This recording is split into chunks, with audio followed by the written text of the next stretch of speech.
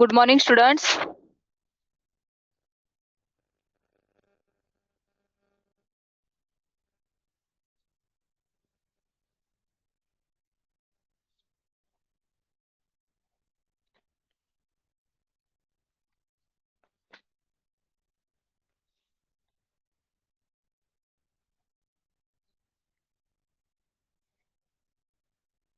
तर कालच्या क्लासला आपण मुक्या प्राण्यांची कैफियत या पाठाचे स्वाध्याय पाहिलेले आहेत. तर त्याच्यातला काही भाग आपला अ, पाहायचा राहिलेला आहे. तर तो आज आपण पाहणार आहोत. पूर्वा, आवाज येतोय?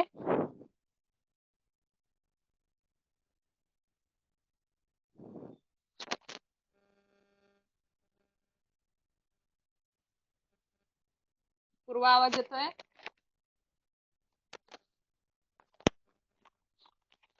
पूर्वा, येस और नो? पूर्वा,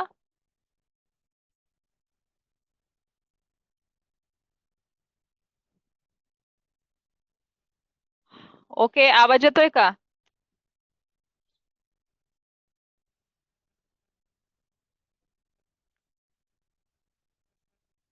ओके, ठीक आहे. तर पेज नंबर 48. Page number 48. कालचं तुला समजलं का? काही प्राणी आणि पक्ष्यांची नावे.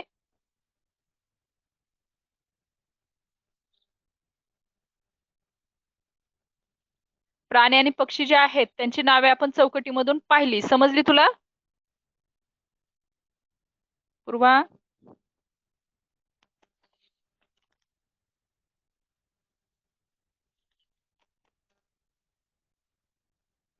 16वा पाठ पाहतोय आपण. त्याचे स्वाध्याय. मुक्या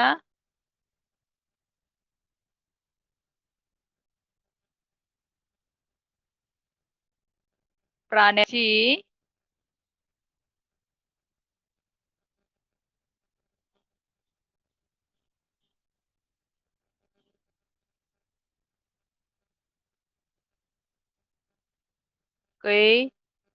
कैफियत. मुक्या प्राण्यांची कैफियत. हा, ओके. समजलंय तुला पूर्वा? आता आपण पुढचा पाहणार आहोत भाग. त्याच्यामध्ये आहे प्रश्न. त्याला प्रश्न क्रमांक नाहीये, परंतु पेज नंबर 48. पेज नंबर 48 काढायचे. त्याच्यामध्ये काय दिलेलं आहे की दवाखान्याच्या ठिकाणी लावलेल्या पाट्या वाचा.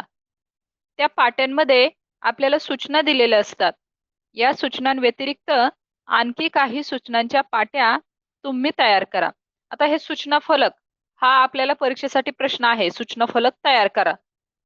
तर इथं दिलेलं आहे दवाखान्यामध्ये कोणकोणत्या पाट्या असतात. तर जे दिलेले आहेत ते वाचायचे. पहिली पाटी जी आहे तर ती आहे, काय आहे? पहिल्यांदा पहा काय दिलेलं आहे. शांतता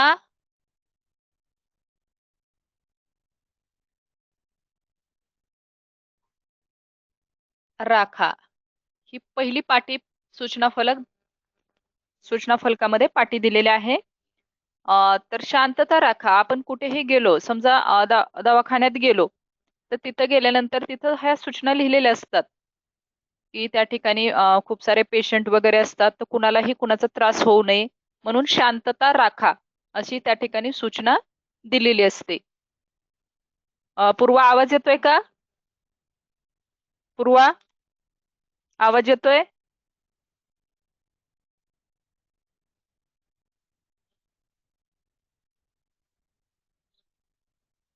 ओके, ठीक आहे. पूर्वा, येस और नो?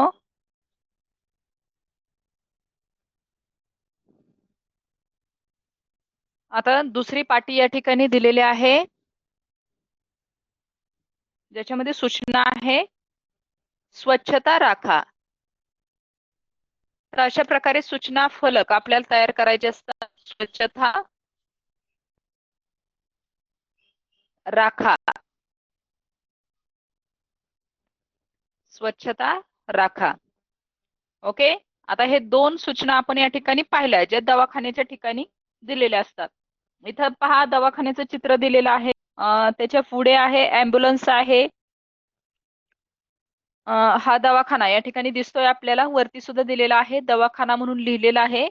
आणि दोन सूचना आपण पाहिल्या, शांतता राखा आणि स्वच्छता राखा. तर या दोन सूचना आपण पाहिल्या. आता पुढे आणखी सूचना काय आहे की रुग्णाला भेटण्याची वेळ, रुग्णाला भेटण्याची वेळ या ठिकाणी दिलेली आहे. ह्या आहेत सूचना. रुग्णाला भेटण्याची वेळ,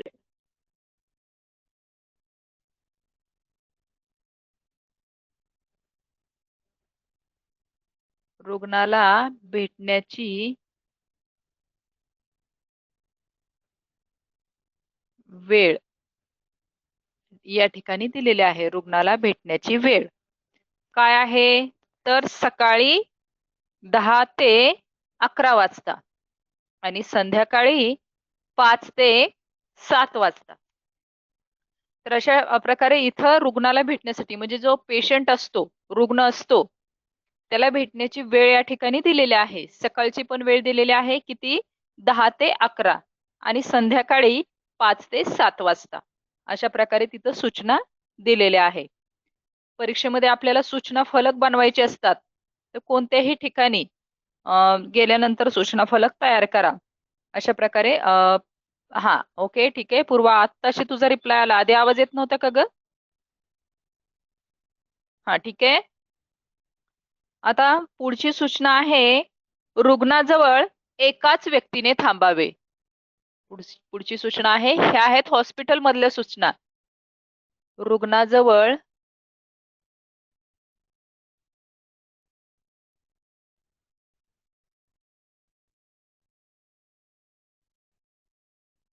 एकाच व्यक्तीने थांबावे.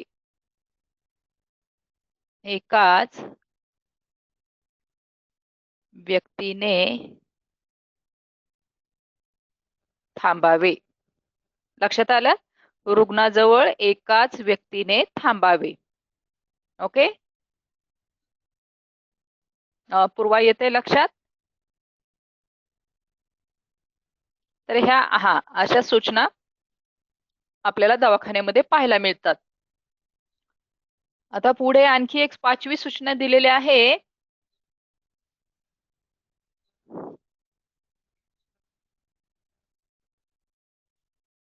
रुग्णाला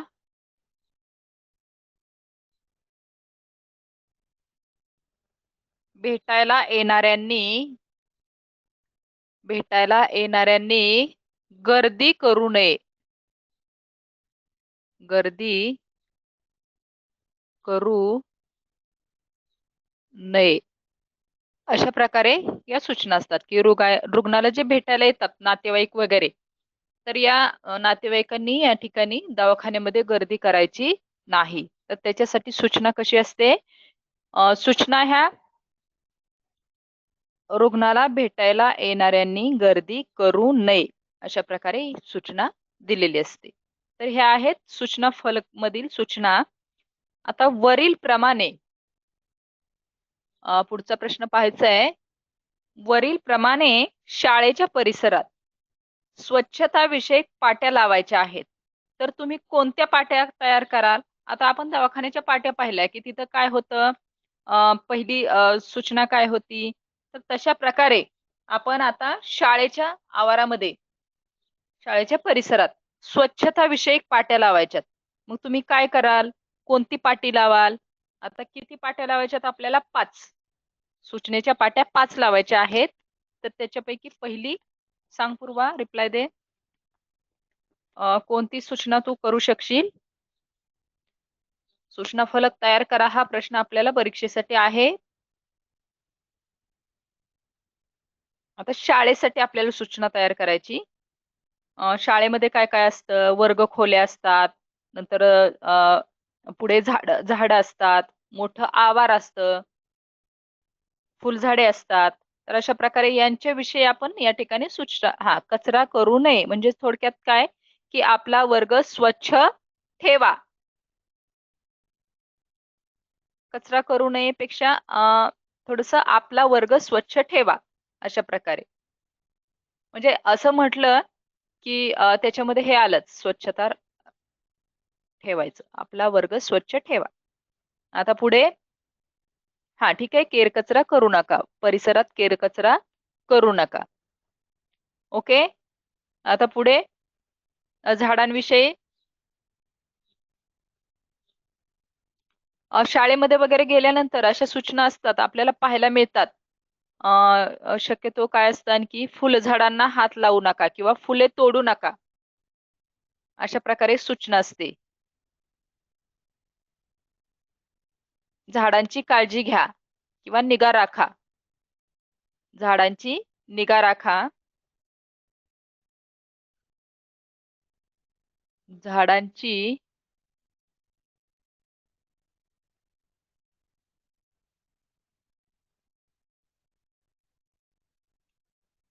निगा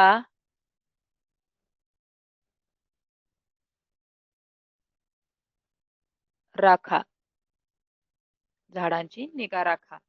तर अशा प्रकारे आणखी फुलझाडांना हात लावू नका किंवा फुले तोडू नका.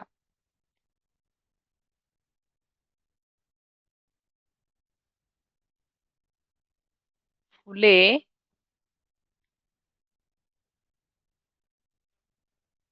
तोडू नका. लक्षात आलं? ही एक सूचना असते. आणखी काय? आपला वर्ग स्वच्छ ठेवा.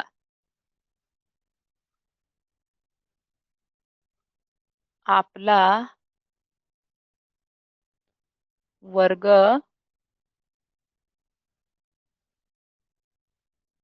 स्वच्छ ठेवा. ही असते सूचना. अशा सूचना आपल्याला परीक्षेत लिहायच्या असतात. आपला वर्ग स्वच्छ ठेवा. आणखी काय आहे? आवारात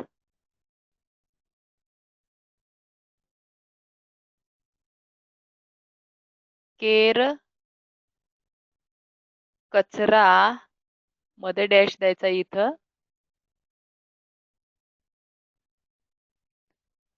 करू नये. आवारात केर कचरा करू नये. ओके. तर अशा प्रकारे, आणि शेवटी असं आपण म्हणू शकतो की स्वच्छता हाच परमेश्वर. आता शाळा आहे म्हणजे स्वच्छता पाहिजेच. तर शेवटी 5वी सूचना काय आहे? स्वच्छता हाच परमेश्वर. स्वच्छता हाच परमेश्वर.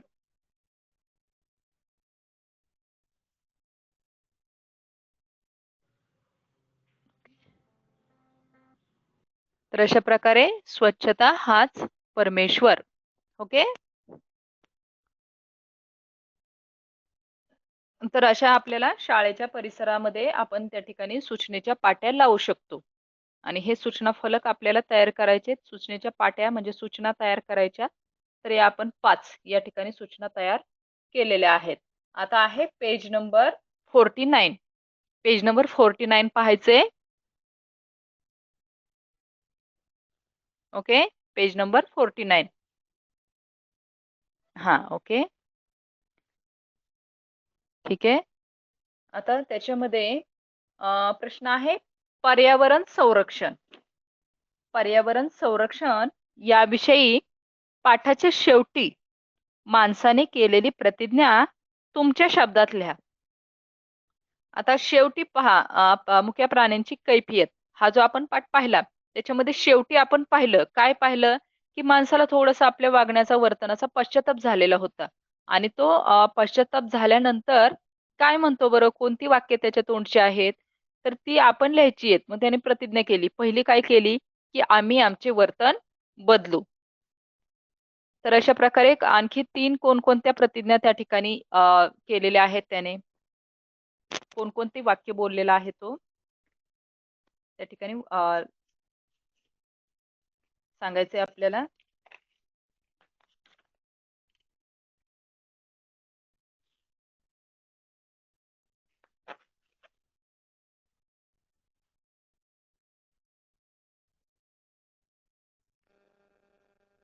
पूर्वा येते. तो पहिल्यांदा म्हटला की आम्ही आमचे वर्तन बदलू. नंतर काय म्हटला बरं?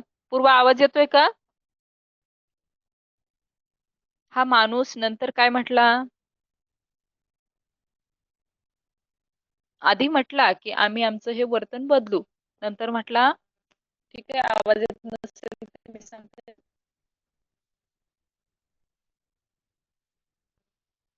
प्रदूषण करणार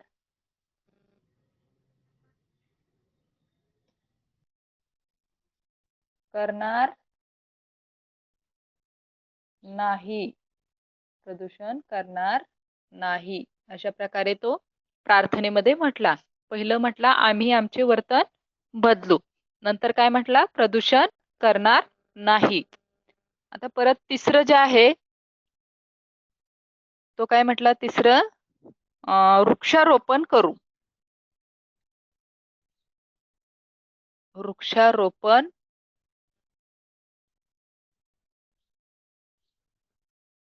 करू. ओके. त्याने कोणकोणती प्रार्थना केली पहा. आम्ही आमचे वर्तन बदलू. नंतर दुसरं काय? प्रदूषण करणार नाही. तिसरं काय म्हटला? वृक्षारोपण करू. आता परत चौथ्यामध्ये हिरवेगार वनीकरण करू. हिरवेगार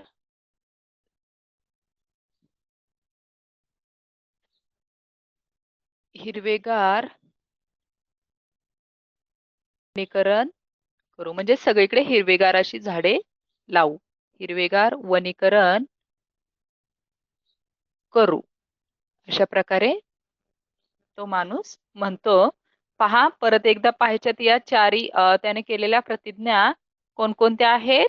आम्ही आमचे वर्तन बदलू, प्रदूषण करणार नाही, वृक्षारोपण करू आणि हिरवेगार वनीकरण करू. तर अशा प्रकारे 4 त्याने प्रतिज्ञा केलेल्या आहेत पाठामध्ये. शेवटी हा, तर आता पुढचा प्रश्न आपण पाहतोय. पुढचा प्रश्न काय आहे? वाचा आणि समजून घ्या. काय समजून घ्यायचंय बरं आपल्याला? तर दैनिक.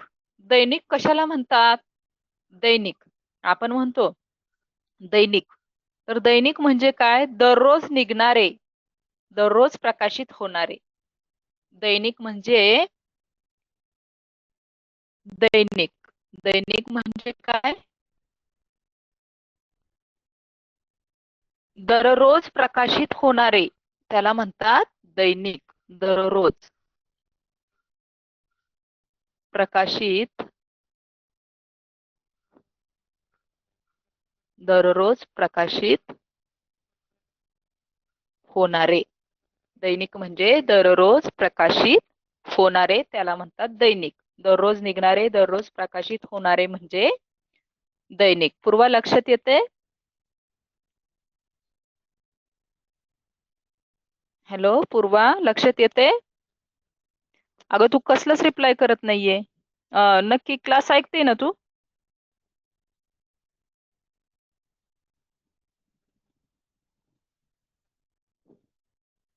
ओके, ठीक आहे. साप्ताहिक. साप्ताहिक. साप्ताहिक म्हणजे काय? तर सप्ताहातून म्हणजे आठवड्यातून एकदा प्रकाशित होणारे. साप्ताहिक कशाला म्हटलं जाते? साप्ताहिक कशाला म्हटलं जाते पहा? आठवड्यातून, आठवड्यातून एकदा. आठवड्यातून एकदा प्रकाशित होणारे त्याला म्हटलं जाते साप्ताहिक. आठवड्यातून एकदा प्रकाशित होणारे. त्याला म्हटलं जातं साप्ताहिक. आता पुढचं पाहायचंय मासिक. मासिक कशाला म्हटलं जातं? नाही, मासिकच्या आधी एक आहे पाक्षिक. पाक्षिक कशाला म्हटलं जातं हे महत्वाचं आहे, या लक्षात ठेवायचंय. पाक्षिक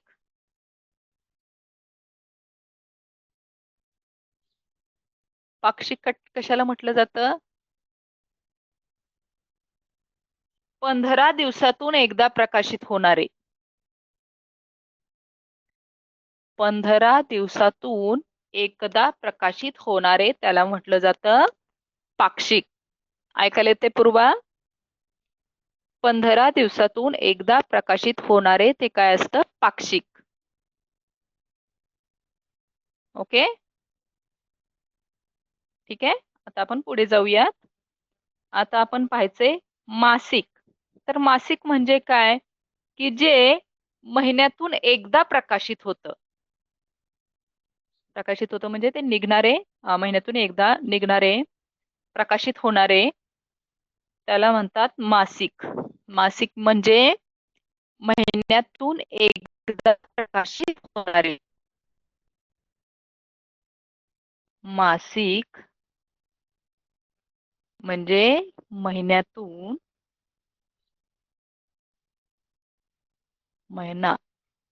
एकदा.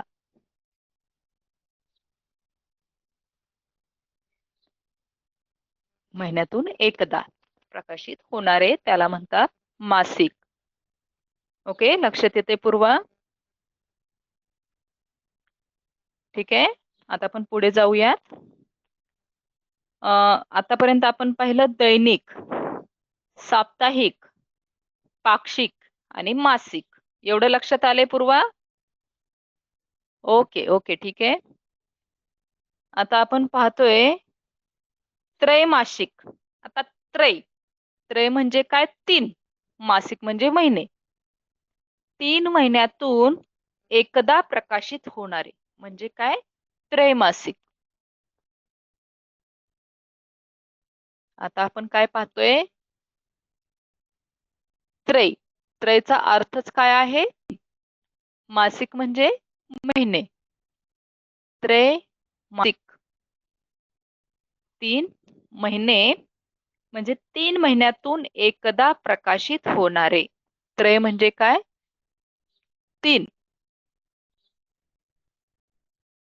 3 महिन्यातून एकदा प्रकाशित होणारे म्हणजे त्रैमासिक. ओके. आता अर्धवार्षिक. अर्धवार्षिक. आता आपण पाहिलं की वर्ष हे किती महिन्यांचं असतं बरं पूर्वा? वर्ष, आपलं एक वर्ष किती महिन्यांचं असतं?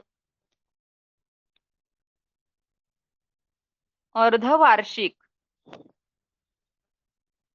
आपलं वर्ष हे किती महिन्यांचं असतं मला सांगा आधी? अर्धवार्षिक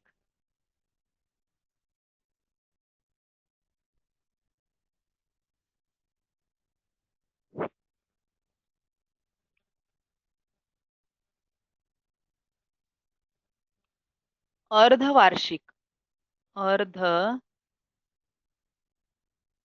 अर्धवार्षिक रपार आहे अर्धवार्षिक. हा, पण आपलं वर्ष हे 12 महिन्यांचं असतं. इथं दिलंय अर्ध, तर 12तलं अर्ध म्हणजे निम्म ते 6 महिने. वार्षिक म्हणजे जे वर्ष आहे, तर वर्षातले अर्धे म्हणजे किती? 6 महिने. अर्धवार्षिक म्हणजे 6 महिने. तर अर्धवार्षिक म्हणजे 6 महिन्यातून एकदा प्रकाशित होणारे. 6 महिन्यातून एकदा प्रकाशित होणारे म्हणजे अर्धवार्षिक. लक्षात येते पूर्वा? ठीक आहे, ओके. अर्धवार्षिक वर्ष हे 12 महिन्यांचं आणि त्यातलं अर्ध म्हणजे 6 महिन्यांचं. ओके, ठीक आहे.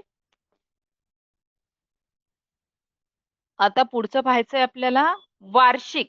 आता सांग मला वार्षिक, मी आत्ताच सांगितलं वर्ष किती महिन्यांचं आहे?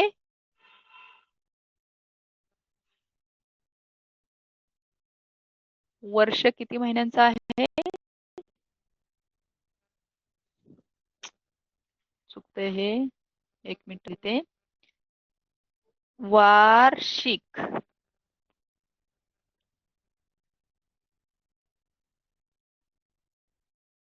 हा, वार्षिक. हा, 12 मंथ्स म्हणजे काय?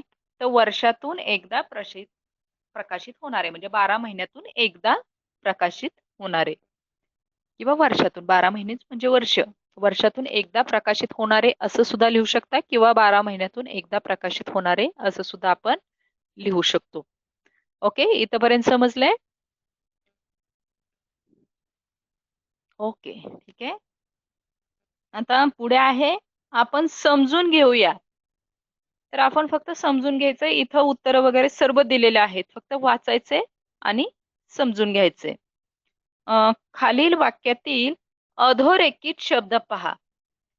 आता अधोरेखित, तर पहिला आहे, ही माझी छत्री आहे. त्याच्यामध्ये ही हा शब्द अधोरेखित केलेला आहे. दुसरं जे वाक्य आहे त्याच्यामध्ये पहिल्यामध्ये ही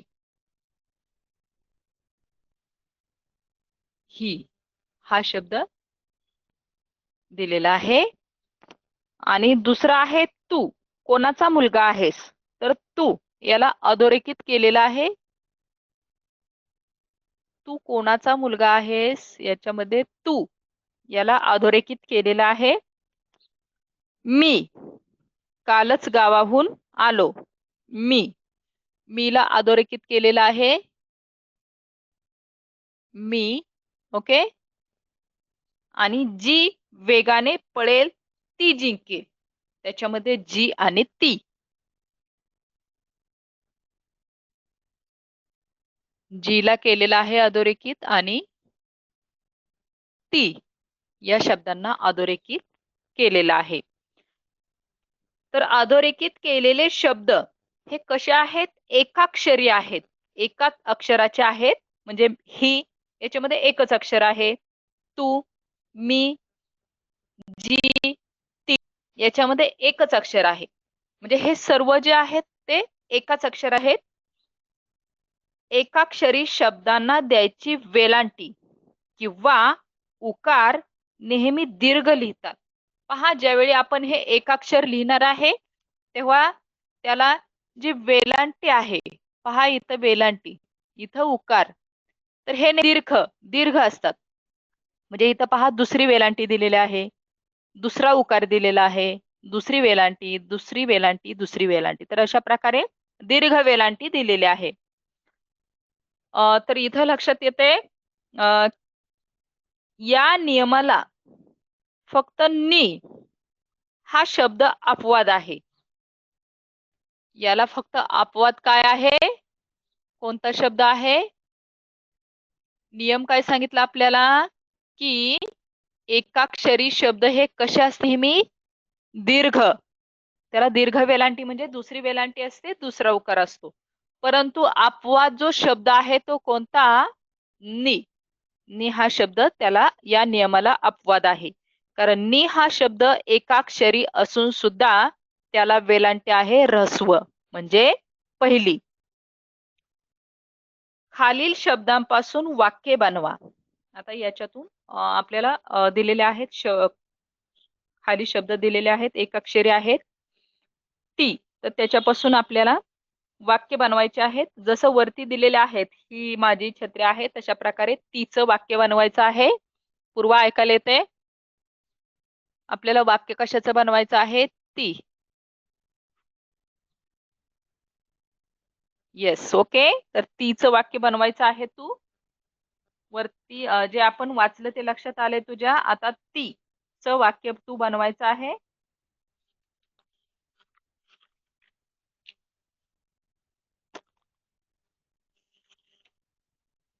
हा, तर ती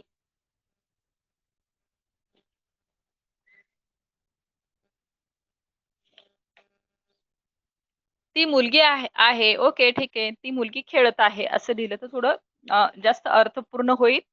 ती मुलगी खेळत आहे. ओके.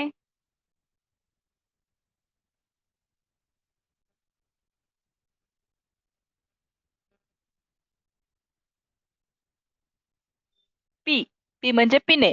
आता याचं वाक्य तू बनवू शकतेस. ते कुठेही मध्ये आधी शेवटी आले तरी चालेल. आता शेवटी. पी म्हणजे पिणे. क्रियापद आहे शेवटी. शेवटी घालायचं पी. हे क्रियापद आहे पी. पिणे. तर ते वाक्याच्या शेवटी येईल. क्रियापद हे वाक्याच्या शेवटी. तसं वाक्य बनवायचंय.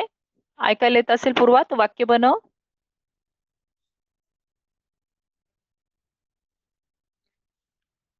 पी या हा आपल्याला शब्द एक अक्षरी दिलेला आहे. तो क्रियापद आहे पी पिणे. तर त्याचं वाक्य बनवायचं आहे.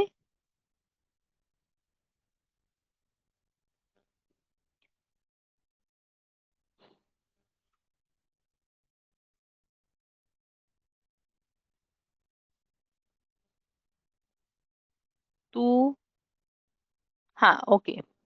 पी ले नाही नुसतं पी. पी लिहिलं की तिथं बास स्टॉप फुल स्टॉप. तू पाणी पी. तू पाणी पी. अशा प्रकारे फुल स्टॉप. इथं तू. तू पाणी पी. ओके. समजलंय? ठीक आहे. तर पीचं सुद्धा आपण बनवलेलं आहे वाक्य. आता पुढचा शब्द आहे मी. पुढचा शब्द आहे मी. मीचं वाक्य बनवायचंय.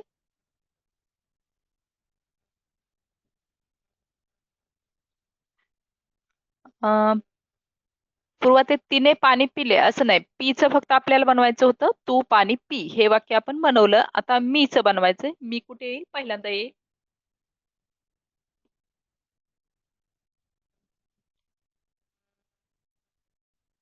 ओके.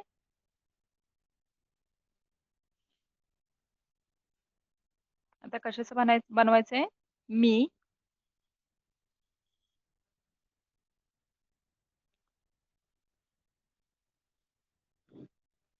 या ठिकाणी कोणतंही वाक्य मी न सुरुवात करायची आहे. मी शाळेत जाते. हा एवढा नियम आपल्या लक्षात ठेवायचा की एक अक्षरी जो आहे. मी काल केक बनवला. ओके छान. तर मी ह्याला वेलांटी येईल दीर्घ म्हणजे दुसरी.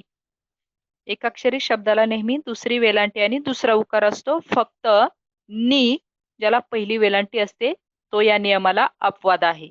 असा आपल्याला नियम आता आपण पाहिला आणि त्या नियमाबद्दल आपण या ठिकाणी वाक्य पाहत आहोत.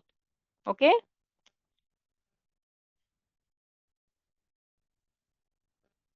आता पुढचं आहे ही. आता ह्याचं तर वरती आहेच पण वेगळं वाक्य बनवायचं आपल्याला. ही. ओके. ही. याचं वाक्य बनव.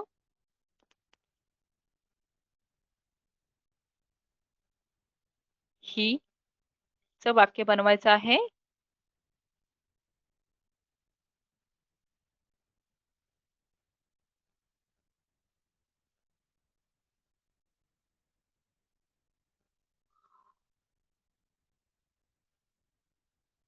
ही. ओके. पूर्वा आवाज येतोय? ही माझी. ओके. ही माझी गाय आहे. ही माझी गाय आहे. तर अशा प्रकारे आपण वाक्य बनवू शकतो. याच्यामध्ये ही याला दीर्घ वेलांटी आहे म्हणजे दुसरी वेलांटी आहे. म्हणजे आपला हा नियम जो आपण पाहिला त्याची ही वाक्य आपण बनवलेले आहेत. आता हे या ठिकाणी झालेलं आहे. तर आता पुढचं आपण पाहतोय.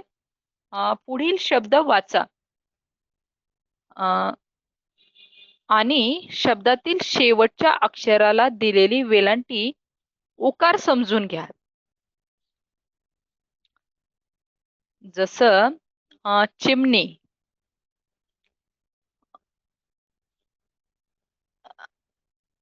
पहा काय आहे सूचना आपल्याला. पुढील शब्द वाचा. शब्दातील शेवटच्या अक्षराला दिलेली वेलांटी आणि उकार समजून घ्या. समजून घ्यायचे फक्त. पहिलं चिमणी. आता च्या अक्षराला दिलेली वेलांटी कशी आहे? पहिली आहे वेलांटी का दुसरी आहे पूर्वा? चिमणी. शेवटचं अक्षर कुठलं? नी. तर त्याला कोणती वेलांटी आहे? नी या अक्षराला कोणती वेलांटी आहे? दुसरी वेलांटी आहे. नी साठी कोणती वेलांटी आहे? ही दीर्घ वेलांटी आहे, म्हणजे दुसरी वेलांटी आहे. ओके. आणि विळी, मिरची, कढई, चटई, सफाई, खिडकी, मागू, चिकू. आता हे उकार. आतापर्यंत वेलांटी पाहिल्या आपण. ज्या दीर्घ आहेत, शेवटच्या अक्षराला वेलांटी ही नेहमी दीर्घ आहे. चिकू, पेरू, नाचू, वस्तू, गाऊ, शिंगारू, शिंगरू, कांगारू, ताई, समई, पाहुणी आणि पाणी. तर याच्यामध्ये आपण काय पाहिलं? वेलांटी आणि उकार जे शेवटच्या अक्षराला आहेत.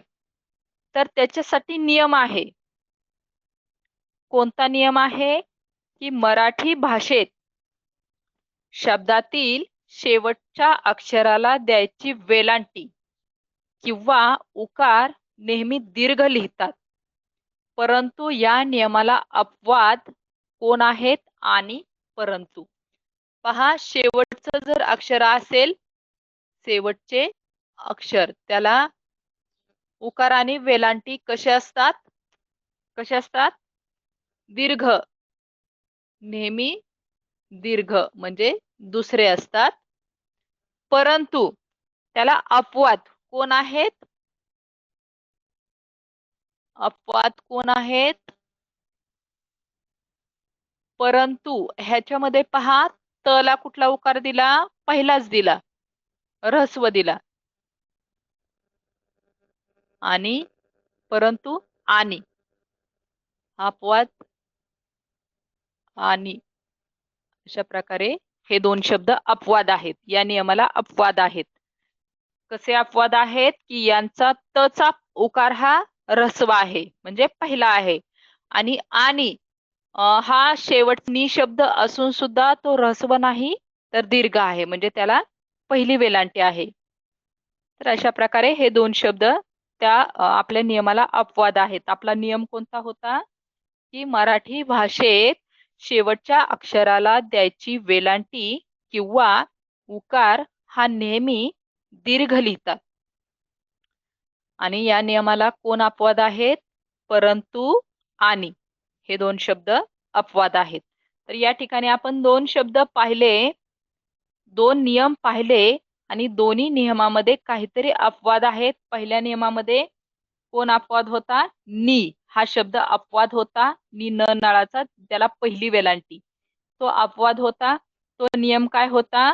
अधोरेखित केलेले शब्द जे एकाक्षरी आहेत, तर एकाक्षरी शब्दांना द्यायची वेलांटी किंवा उकार नेहमी दीर्घ लिहितात.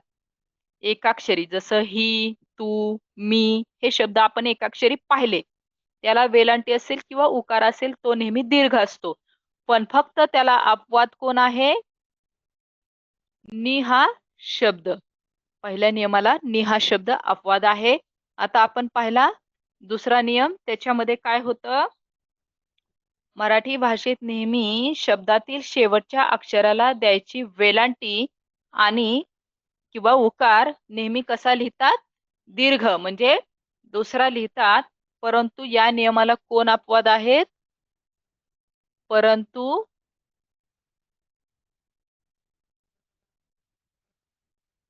आणि हे दोन शब्द या ठिकाणी अपवाद आहेत.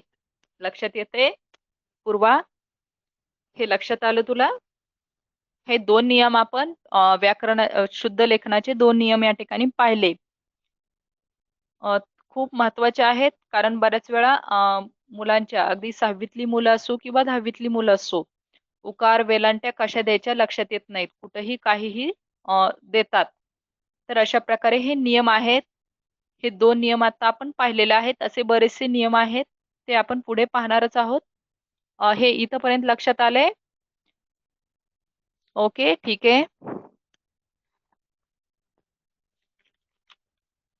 आणि आता आपण उद्या पाहणार आहे पानपोई, ही 17वी कविता. उद्याच्या क्लासला आपण पाहणार आहे. आत्ताच्या क्लासमध्ये आपण काय काय पाहिलं? प्रश्न 9 पर्यंत कालच पाहिलं होतं. तर आता आपल्याला शेवटचा जो भाग आहे होमवर्क. तर होमवर्क मध्ये आपल्याला काय लिहायचंय? 2 प्रश्न लिहायचे आहेत. ते आहेत पेज नंबर 48 वरती आहे. वरील प्रमाणे शाळेच्या परिसरात स्वच्छता विषयक पाट्या लावायच्या आहेत. तर तुम्ही कोणत्या पाट्या तयार कराल? हा एक प्रश्न सोडवायचा आहे. आणि दुसरा प्रश्न जो आहे पर्यावरण संरक्षण, नंबर 49 वरती आहे. पहिल्यांदाच आहे तो प्रश्न. पर्यावरण संरक्षण या विषयी पाठाच्या शेवटी माणसाने केलेली प्रतिज्ञा तुमच्या शब्दात लिहा. पहा आजचा होमवर्क काय आहे?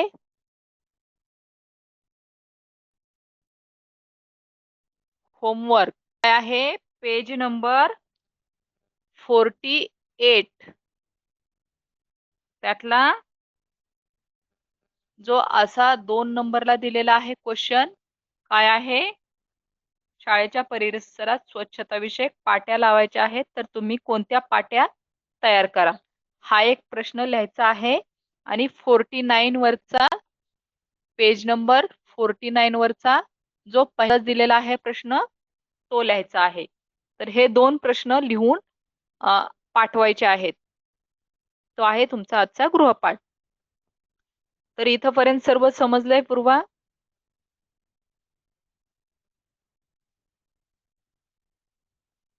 ठीक आहे. मग मला सांग, पहिला नियम जो पाहिला की एकाक्षरी शब्दाची जी वेलांटी किंवा उकार असतो तो दीर्घ लिहितात, तर त्या नियमाला अपवाद कोणता आहे शब्द? पहिल्या नियमाला अपवाद असलेला शब्द सांग मला. जो पहिला नियम आपण पाहिला की एकाक्षरी जो शब्द असतो त्याला द्यायची वेलांटी किंवा उकार हे नेहमी दीर्घ असतात, त्याच्यासाठी अपवाद आहे. कोणता आहे पूर्वा? ऐकायला येते?